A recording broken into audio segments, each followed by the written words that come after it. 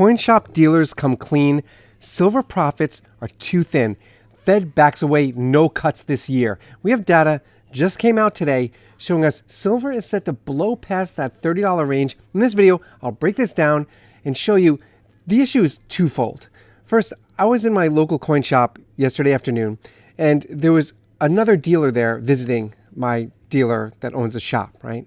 So I'm talking to two coin shop dealers. They're both local guys, and they're both complaining about the minuscule profits that they're making off silver. Even with silver, jumping the past couple of weeks up to 28, even touching $29 an ounce. Even with that, they're complaining about the profits. Now, what we need to understand is that impacts how much we pay for silver, because they're in a frustrating situation. Many of these local coin shop dealers, they got into owning a coin shop because they were into numismatics. Most of them, the vast majority. They were coin collectors when they were younger. They loved the hobby, and they figured they'd get into a profession that involved the hobby. But it turns out that it's not. It's really silver. It's like this bullion I'm holding you. It's most of the sales for local coin shops are now, it's completely flipped. It's now, it's not numismatic. It is now silver and gold. It's all bullion. The only numismatic sales are through auctions, really, and eBay. But it's not for the local coin shop. They're not selling anything numismatic. So now these guys are owning a shop, and they're living off these small margins. I mean, they're not getting rich. There's no way, right? And if you've ever watched Shark Tank, that show, then it's all about margins. People are kicked off that show because they've created a product that offers small profit margins, and often they're manufacturing the product here in the United States, and it's too expensive compared to manufacturing it overseas. So the margins are too tight, right? We've heard this story. Either way, that's what gets people kicked off that show, and that's the experience that these local coin shop dealers are living through. So even when silver is going up, they can't really make charge a big premium on top of spot, because stackers know the deal. They know that you can't do that. They know that they could just go to another coin shop, or they can even go online and they can get an appropriate price for the silver. So these dealers are really frustrated. Now, you need to combine that with this information that came out today. This is on Reuters. It says, U.S. labor market stays resilient. Housing regresses on higher mortgage rates. No big shock about mortgage rates and housing. I mean, it's really bringing down that sector. The article says the number of Americans filing new claims for unemployment benefits was unchanged at a low level last week. That's what we want. We want a tight labor market. That's exactly what we want. We want strong labor. This article says this is pointing to continued labor market strength that is driving the economy. Labor market resilience, together with elevated inflation, have led financial markets, though, and some economists to expect that the Fed will delay cutting interest rates until September. So this is where we find ourselves today, right? We get this data, and we're being told that we want the economy to expand. We want the economy to grow. We want sectors to flourish. Yet, as labor remains strong, it's almost as if that tight labor market is being blamed for inflation continuing. Because yes, people are making more money. The labor market is strong, exactly what we want. Yet we're being blamed for that because inflation is still sticking. And with this soft landing, we're not landing the way we want to.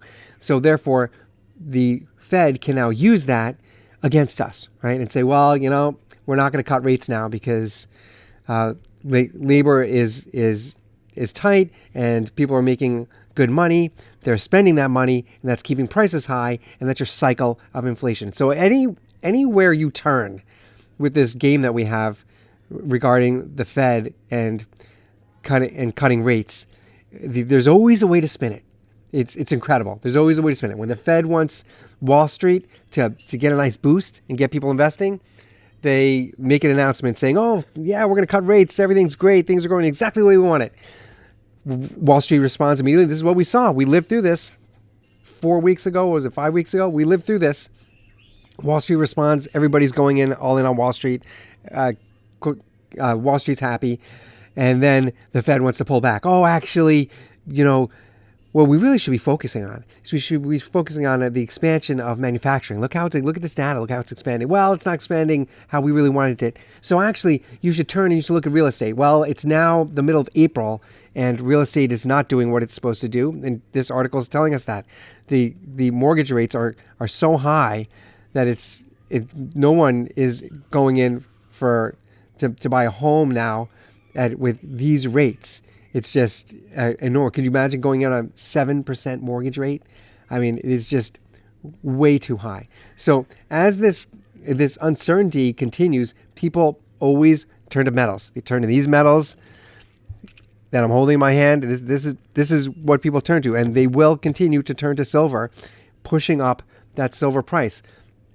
We have wars continuing throughout this globe, and that causes uncertainty for people. All of this pushes people away from investing in treasuries, away from people investing in the dollar, and going into precious metals.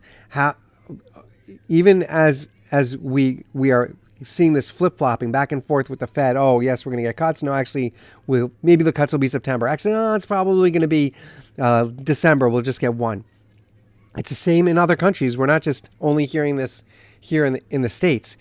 This flip-flopping is going on through every country because all of these central banks are in the same web of this global economy. They all need to work together. The global economy is global. Everything is tied. So if one Western country, one central bank decides to pull the trigger and cut rates, it impacts everybody else. So everybody is looking so tightly at everything that it's actually the result is that everything is staying the same.